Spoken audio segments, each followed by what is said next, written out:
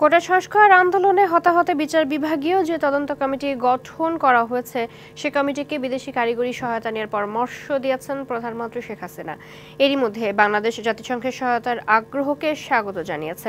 মঙ্গলবার সকালে গণভবনে প্রধানমন্ত্রী শেখ হাসিনার সাথে ঢাকায় নিযুক্ত জার্মানির রাষ্ট্রদূত অখিম স্টরার সৌজন্যে সাক্ষাতের সময় এসব কথা বলেন সরকার প্রধান।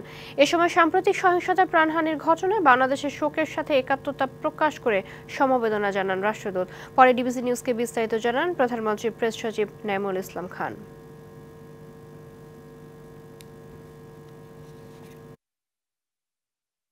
প্রধানমন্ত্রীর সিদ্ধান্ত কোটা বিরোধী আন্দোলনের প্রেক্ষাপটে যে জীবনহানি, সহিংসতা ইত্যাদি হয়েছে সেটা তদন্ত করার জন্য জুডিশিয়াল ইনকোয়ারি কমিটি যাতে সফলভাবে তদন্ত করতে পারে এজন্য বিদেশি কারিগরি সহায়তা গ্রহণ করা হবে।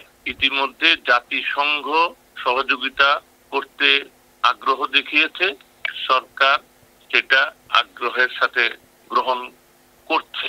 এর বাইরেও অন্য কারো সহায়তা নেওয়া যায় কিনা সেটাও খোঁজখবর নেওয়া হবে।